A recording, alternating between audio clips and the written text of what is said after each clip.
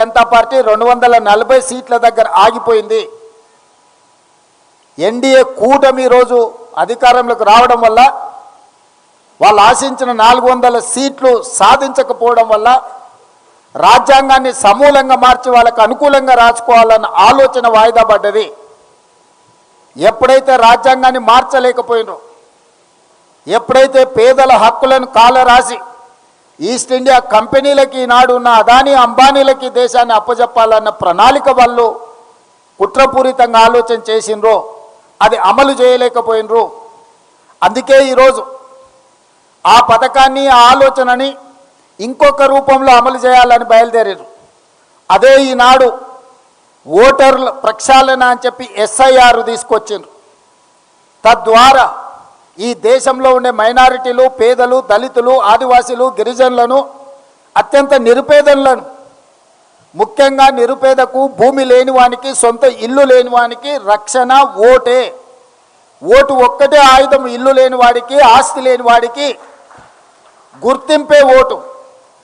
ఇవాళ గుర్తింపును తొలగించాలి, ఓట్లను తీసేయాలని SIR తీసుకొచ్చిండ్రు. ఎప్పుడైతే ఓటు హక్కు తీసేస్తాడో అతని ఆధార్ కార్డు పోతుంది, అతని రేషన్ కార్డు పోతుంది, అతనికి ప్రభుత్వం నుంచి అందే సంక్షేమ పథకాలు రద్దయిపోతాయి. చివరికి దేశంలో ఉండాలనా లేదా అని అంటే అతను ఉండాలనా లేదా అని నిర్ణయించేది కూడా భారతీయ జనతా పార్టీ చేతిలోకి వెళ్తుంది. అట్లా కోట్లాది మంది పేదలని ఈ దేశ పౌరులే కాదు అని చెప్పి వాళ్ళని తిరిగి వెట్టి చాకిరి కింద బానిసలుగా తయారు చేయడానికి ఈరోజు భారతీయ జనతా పార్టీ కుట్ర చేస్తుంది. ఈరోజు SIR వెనకాల ఒక పెద్ద కుట్ర ఉన్నది.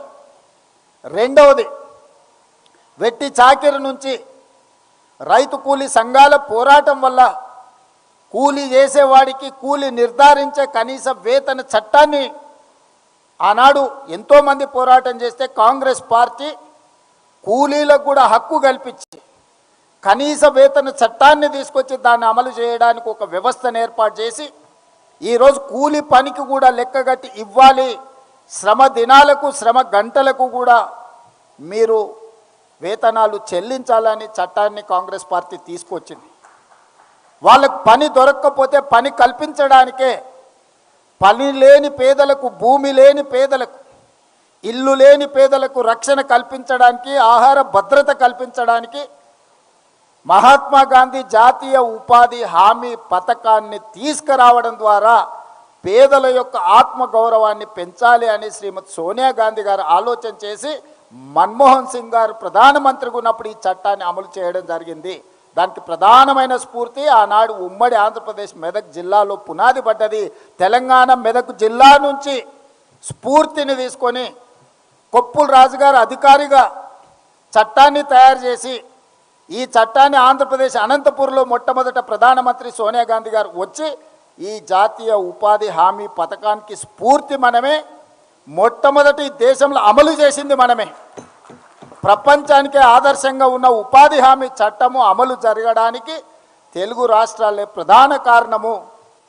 ఆనాడు సోనియా గాంధీ గారు, మన్మోహన్ సింగ్ గారు ఇక్కడి నుంచి పథకాన్ని ప్రారంభించారు.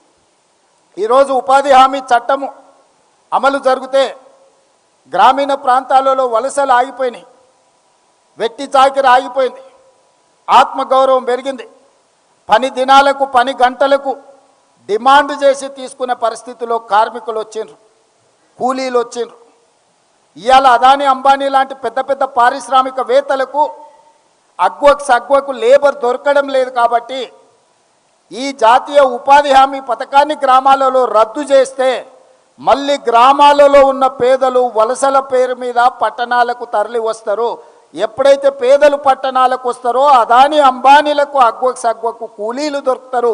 తిరిగి మళ్ళీ ఈస్ట్ ఇండియా కంపెనీలకు మనల్ని కట్టు బానిసలుగా చేయడానికి, వెట్టి చాకిరిని అందించడానికి ఈరోజు నరేంద్ర మోడీ గారు జాతీయ ఉపాధి హామీ చట్టాన్ని రూపుమాపే ప్రయత్నం చేస్తుండు.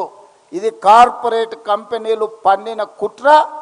ఆ పన్నిన కుట్రను అమలు చేస్తున్నది బీజేపీ, నరేంద్ర మోడీ. ఈ కుట్రను తిప్పికొట్టాల్సిన బాధ్యత ప్రతి పౌరుడి మీద, ప్రతి పేదవాడి మీద ఉన్నది. పేదల ప్రతినిధి అయిన కాంగ్రెస్ పార్టీ కార్యకర్తల మీద ఉన్నదని చెప్పి ఈరోజు మీ అందరికీ నేను విజ్ఞప్తి చేస్తున్నాను.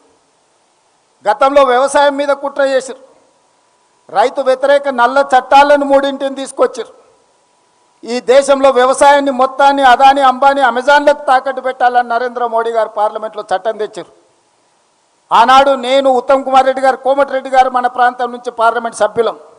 రాహుల్ గాంధీ గారు స్పష్టంగా నరేంద్ర మోడీకి చెప్పాడు, నువ్వు తెచ్చిన రైతు వ్యతిరేక నల్ల చట్టాలను ఉపసంహరించుకోవడమే కాదు, ఈ జాతికి నీతోని క్షమాపణ చెప్పిస్తా, అప్పటి వరకు మేము పోరాటం చేస్తామని రాహుల్ గాంధీ చెప్పినరు.